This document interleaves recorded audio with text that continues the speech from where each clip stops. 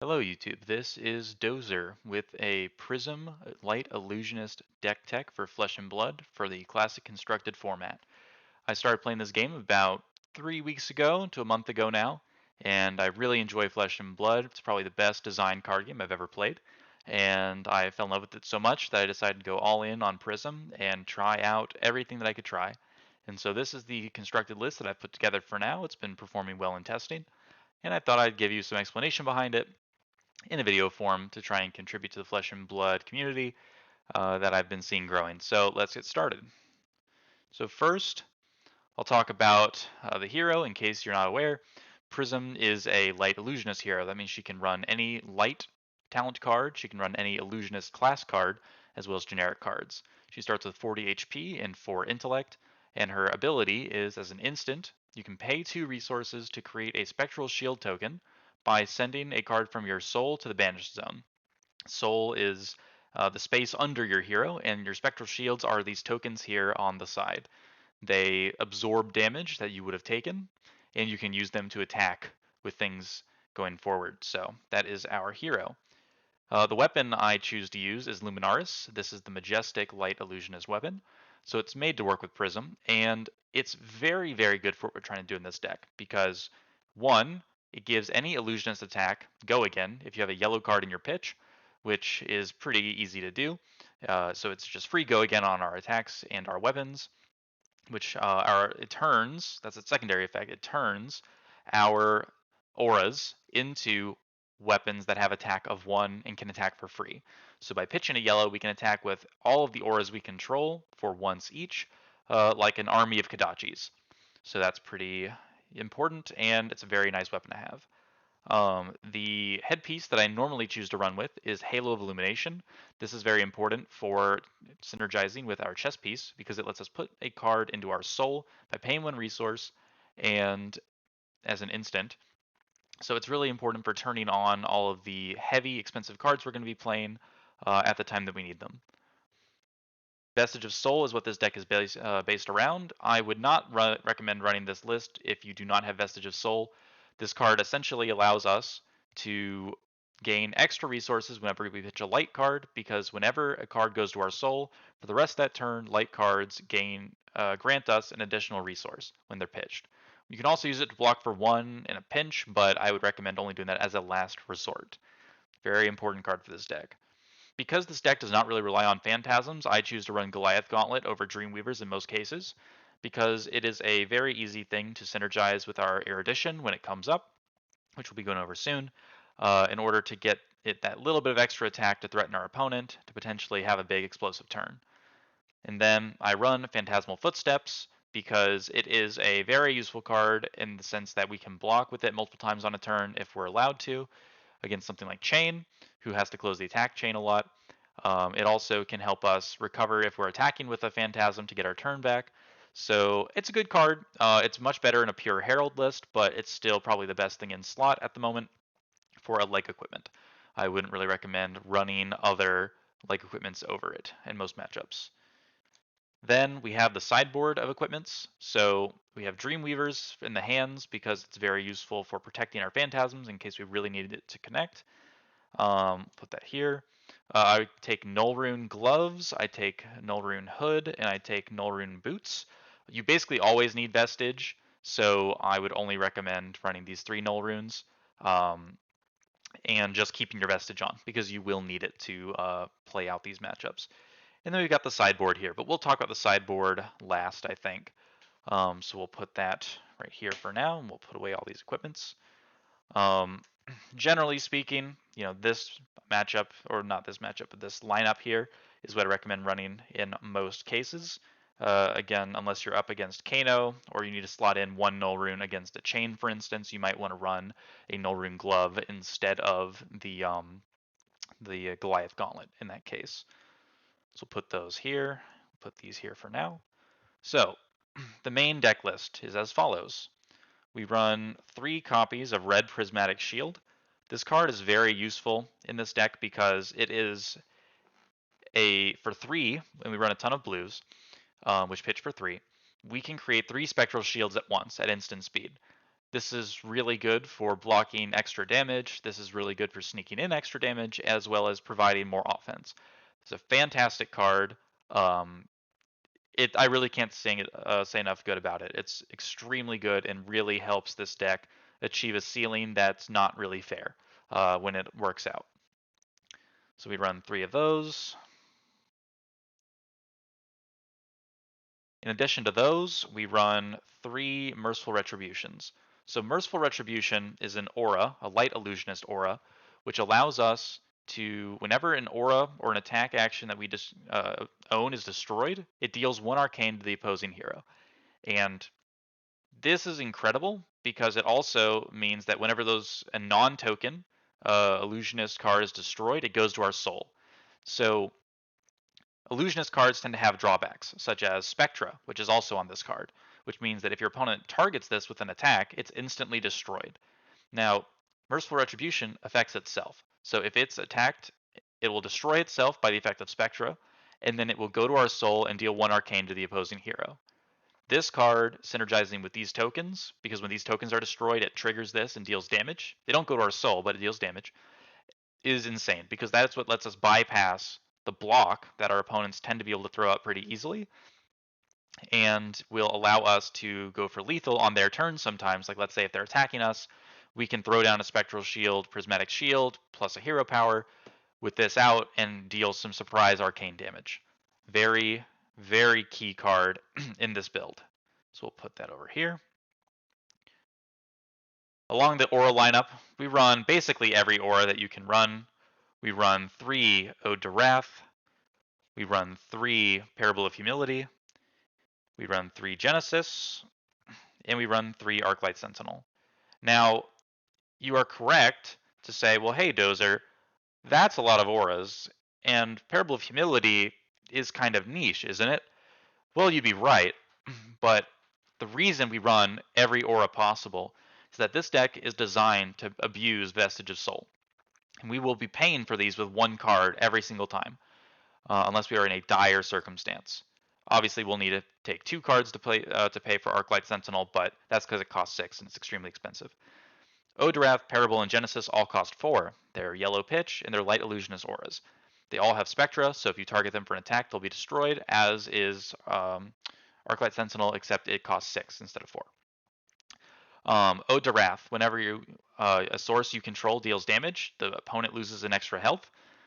This is an incredible card for multiplying up the effectiveness of all of our cards, and if they don't take care of this card, it will net you an insane amount of value over the course of a game. It also gives all of your illusionist attacks go again, so that helps out in this deck because if we attack an illusionist card by pitching a blue, we normally wouldn't get the go again by the effect of Luminaris.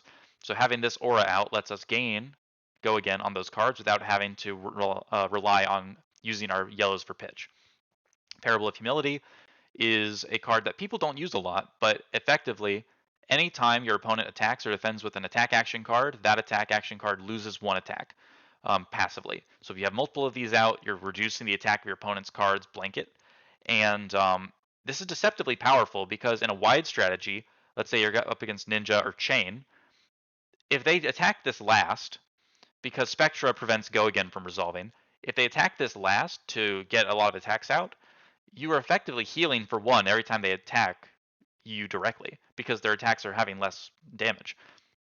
So they're highly incentivized to attack it first, which is great because then they're not attacking you and you can set up your turn.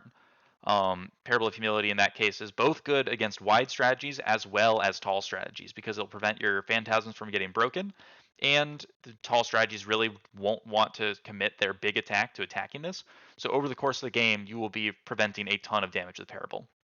Genesis is another very good card that at the start of your turn will trigger, allowing you to put a card from your hand into your soul. If you put a light card in, it draws you a card. If you put an illusionist card in, it creates a Spectral Shield token. If it puts in a light illusionist card, you get both effects. So it's very useful at generating an advantage over time, as well as putting a card into your soul for free, so you can start playing a bunch of auras and such on your own turn. The only issue with this card is that it is very expensive to play and be able to resolve on your next turn and fully utilize it unless you're going second. uh, in the overall scope of the game, but you're not going to draw it every time, so that's not something you can rely on. Also, this card in the mirror is a bit difficult to use because a Spectral Shield floating there for free at the end of the turn can always attack this and destroy it at the end of the turn. You cannot play this card during the end phase, only during your opponent's action phase or your own action phase, because neither player can get priority during the end phase. So you can't play this safely unless your opponent has exhausted every attack that they're doing. And if that's the case, then you can play it and trigger it on the start of your turn, but it's very risky to do that against Prism, for instance, because she can attack for one so easily. Arclight Sentinel is the next aura, and it's the most impactful aura, I would say, in a lot of matchups. It's the card that you want to side the most often because it costs 6, and all it does is it has Spectra, and it requires your opponent to target the Arclight Sentinel with their attack, if they can attack. So it effectively draws attacks to it to protect your other auras, to protect yourself. The issue with it is you cannot play it in response to an attack action card or a weapon attack. You must play, well, you can play it in response to those things, but it will not draw the attack because they will declare the target of their attack as part of playing the attack action card. So your window to prevent an attack from hitting you is if they play a buff card or take a non-attack action. So for instance, if they're trying to barraging beatdown, or if they're trying to phantasmify, or if they're trying to do a warrior pump before they swing, that's your opportunity to use Arclight Sentinel. Force them to waste their attack buff. It goes, it destroys itself, and they don't get any go again resolving. So it can end their turn outright and stop a huge hit that otherwise you wouldn't be able to block. For instance, like an Intimidate Brute swing for over 10 or something. It doesn't care what the damage is, it will absorb it. So it's very good in matchups like that. Not so great in matchups like Ninja, although it can be useful to just flat out stop their turn and so you can get momentum back. Very expensive though, very difficult to pull that off. So we will put all of our auras over here. And in the meantime, we will start talking about the next card. The next card on the list is Herald of Erudition. Herald of Erudition is a light illusionist attack action card, which reads, it has Dominate. It has the ability that if it hits, it goes to your soul, and it draws you 2 cards as well if it hits, and it has Phantasm. Phantasm is a keyword that Illusionist has, which says that if it's blocked by a card with 6 or more attack, it is destroyed and the attack does not resolve. So if you have Go Again and they block with a 6 strength and you have no way to mitigate that, the Phantasm will trigger, destroying the card, and you do not gain the Go Again, the attack does not resolve, none of its effects happen. Herald of Erudition is an amazing card in this deck because while we don't really rely on the Go Again to chain off multiple Herald attacks in the same turn, being able to draw a blue and a aura after it goes into our soul is incredible because your opponent will be forced to block this with at least 1 card and probably some armor because it has Dominate. So you can start wearing down their resources with this card as it's extremely threatening. And if you draw an aura and a blue off of this, you can play it for free because it's an instant. All the auras are instants. So having the lack of going in doesn't matter for us because we're just trying to stack up multiple auras. So Herald of Erudition is extremely important. It's not necessary for the deck to function, but it is very powerful. The next thing we do is we run 3 of every blue Herald. We run 3 of Protection, we run 3 of Ravages, we run 3 of Wartune, we run 3 of Rebirth, we run 3 of Triumph, and we run 3 of Tenacity. So these cards are extremely important for us because 1, they are light illusionist cards, so they synergize with Genesis. They are all blues, so they synergize with Vestige by being able to, again, as a blue light card, they can get us 4 resources instead of 3, which fully pays for a aura. And they also swing for 5 by costing 2, and they block for 3. So these are extremely useful cards and very efficient cards because if they hit, they go to our soul, turning on our Vestige. Most of them have on-hit effects, such as Herald of Protection creates more spectral shields for us. Herald of Rebirth lets us put Phantasm attacks back on top of our deck from our graveyard. Herald of Ravages lets us do an arcane damage. If it hits, Tenacity has Dominate in 4 attack, but we're mainly using those for pitch. Although the Dominate can matter in some instances to push damage through. Wartune Herald has no one-hit effects, but it costs 1 instead of 2, and still attacks for 5 and blocks for 3, so it's very efficient. And Herald of Triumph reduces the opposing character's attack action cards, so by 1 attack, just like Parable of Humility. So this can swing freely against 6 strengths without worrying, because it'll turn them all to 5s, and will not really be at risk of being broken. They all have Phantasm, so if they're blocked by a card that ends up with a 6 attack or more, it will destroy them, closing the combat chain. Beyond that, we run some light cards. These are all the Light Illusionist cards we run. We run every aura, we run Herald of Erudition, and we run each of the Herald blues. Additionally, we run some light cards. So we run 3 blue Illuminate. It's a blue light card, incredibly important for our pitch. It also costs 0 and goes to our soul if it hits. So it's very effective when you only are on 1 card and you need to poke for a little bit of damage. Your opponent is not going to be incentivized to use an entire card to block 2 damage. So sometimes you can mind game them by attacking for 2 and getting the 2 damage through, going to soul, and triggering your other cards. Otherwise, it's a decent card to put in arsenal. Blocks for 3. It's a very efficient card. The next thing that we run, which is going to be a bit of a controversial card, is going to be Invigorating Light. So I run in this deck a full suite. So I run 9 copies of Invigorating Light. Blues, yellows, reds, the whole 9 yards. The reason for this is that Invigorating Light, once you play it, it costs 3. Reds attack for 6, yellows 5, blues 4, blocks for 2. So it's a little inefficient. But when it attacks, it doesn't have to hit to go to our soul. You just play it, it goes to soul, and now our Vestige is live. So our Vestige being live is incredibly important because it's what we use to pay for all of our auras. So the ideal turn is going to be to attack with an Invigorating Light by pitching a blue, with another blue in hand that's light. Our Vestige will be turned on guaranteed, and we'll be able to play any aura as an instant or a Prismatic Shield. That's incredible, because you don't need the go again on those turns while you're setting up your auras. And the other benefit of having Invigorating Lights is that the reds attack for 6. So in the mirror for Prism, it's another way to break Phantasms. And they can't break it because it doesn't have Phantasm. So if they're relying on using 1 card to block all the time with Phantasms, you can get some damage through with these, get cards into your soul, build up auras. Very good card. If it were any better, it'd be broken, honestly. The next couple cards I run are going to be Tome of Divinity at 3 copies. This is effectively another copy of an aura because it's an instant that costs 4, and by paying 1 blue with the Vestige active, it draws us 3 cards.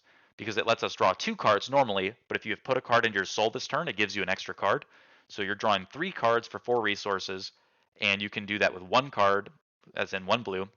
So you're getting +1 card advantage at instant speed. If you chain multiple of these together, it's pretty gross.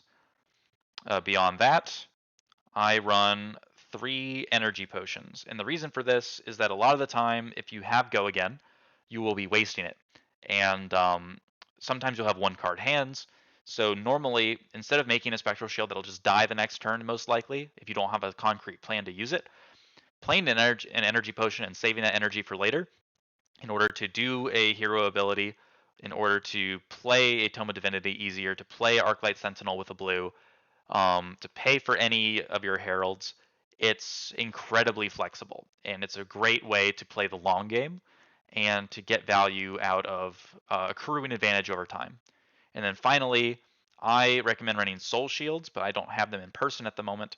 So there are 3 yellow Sink Belows here, which also function. I would totally run these in a tournament instead of Soul Shields.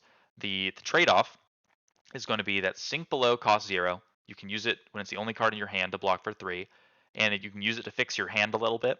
So if you have too many auras in your hand, you can get rid of an aura to try and draw into another card. Ideally, you would run Sink Belows and Soul Shields in a list because it gives you more flexibility as defense reactions.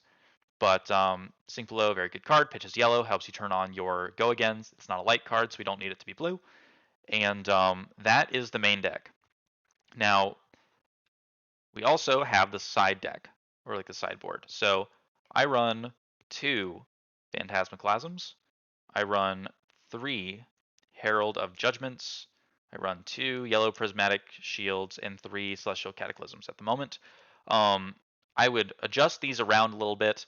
You could remove some of your Phantasmaclasms and Prismatic Shields for Soul Shields and keeping the Sink Belows. You can drop various things, and Celestial Cataclysm lets you attack for 7 with Go Again by spending 3 cards from a soul. It's very good at breaking Prism's cards because it's 7 attack, and it cannot be reduced by Triumph below 6. So that'll be very good in the mirror. I slide that into the Prism mirror. The Yellow Prismatic Shields is decently efficient. It helps you synergize with your other auras for more health gain and more damage. I would run 3 Yellow Prismatic Shields in the side in an ideal case. I only have 2 at the moment. Herald of Judgment's very good into the chain matchup, as well as some Kano and some ninja matchups like Katsu, to prevent them from, if it hits, preventing from people playing out of their banish zone the next turn. So it's very good in that case. It attacks for 6, blocks for 3, costs 2. Very efficient card. I would normally slot out yellow Invigorating Lights in those matchups, or potentially a aura of some type. Phantasmaclasm hits for 9, blocks for 3, costs 3, pitches for red, and lets you look at your opponent's hand before they can block, so you can shuffle away a 6 strength. It's a decent card. I don't think it's necessary in this list, but having the option for it can be really useful if you're in like a hyper control matchup and you're trying to break your opponent's combos. So I would still consider taking it. Otherwise, that's the deck tech. I'm happy to explain in the comments more of the rationales and some of the combos behind things, but generally speaking, you want to plan for what your opponent's doing very heavily with this deck. Arclight's Sentinel needs to be getting you value. Genesis is bad in the Prism Mirror. Celestial Cataclysm is not necessary unless you're in the Prism Mirror. It's okay, but it's not necessary. If you're going to put any in your main board, I would put in 1 just to pitch and save for later once you have a lot of cards in Soul. I wouldn't run more than that generically. You can probably run fewer than 3 energy potions at a time. I like running 3 for consistency. And that's about it. Thank you for watching, and I'll take this is my time to leave, and hope you have a good day.